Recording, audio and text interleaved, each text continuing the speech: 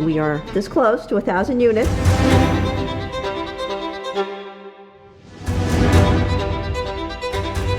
We got there because of public support, but we got there because of a lot of private donors who said, I want to make a difference, I want to impact somebody's lives. Pine Street has been at the foreground of housing development, been participating in housing and operating housing for 40 years. And that comes through in different ways. It's in physical units, but also in leadership across the city, because it's a very unaffordable market and we need leadership and agencies. Specifically, Pine Street is a leader in it. I was married at the time, I think it was 2019. Me and my wife, she got sick mentally. We wasn't getting along. She was trying to threaten me, doing bad things to me, so I had to leave. So when I left, I had nowhere to go, so I ended up on the streets.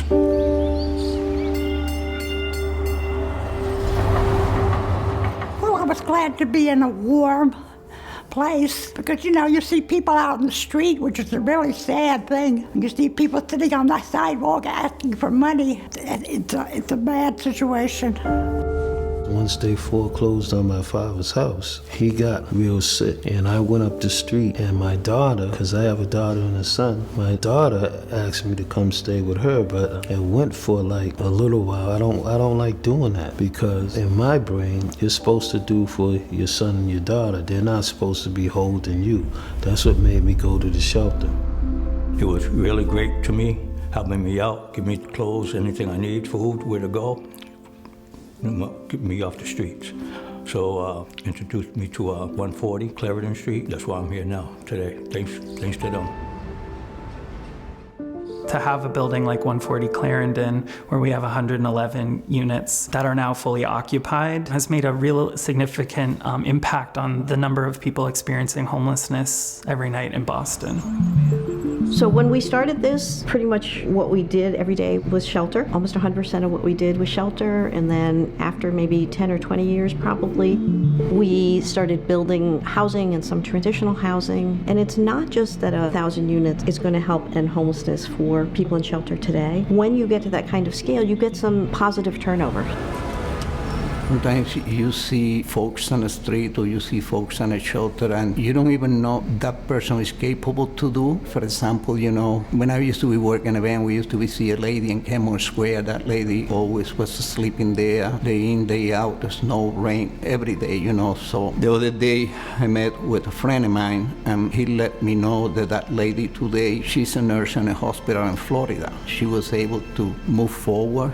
Nearly 18% of Bostonians live below the poverty line in one of the most expensive cities in the country. We all knew it was bad. The rents are, as we know, very high. We have a very low vacancy rate. Many of our folks are not competitive, and there's a great new book out by a guy named Greg Coburn, who's at the University of Washington, who's really analyzed high-cost cities across the country and then looked at homelessness. And where do you see really homelessness really exploding? It's in very high-rent, very high-cost cities like Boston, like New York, right? And one of the analogies he uses is musical chairs. So if you've got a cast on and you've got crutches and you're playing musical chairs and a chair gets taken away, you're not going to be able to sit down because you're not as nimble as the people who don't have a cast and crutches. I would use the same analogy for so many of our guests. They can't compete when the stock is so low. It's an enormous challenge, both in terms of affordability, support, but just units available.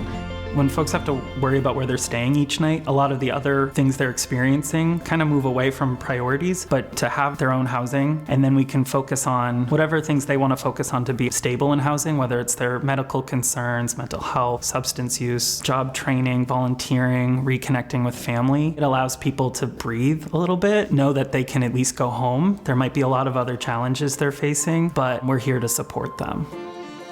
When you open the door for somebody into their apartment, and they look the apartment inside, and some of them cry, some of them laugh, some of them they jump in the bed, So to me, that's what this is all about.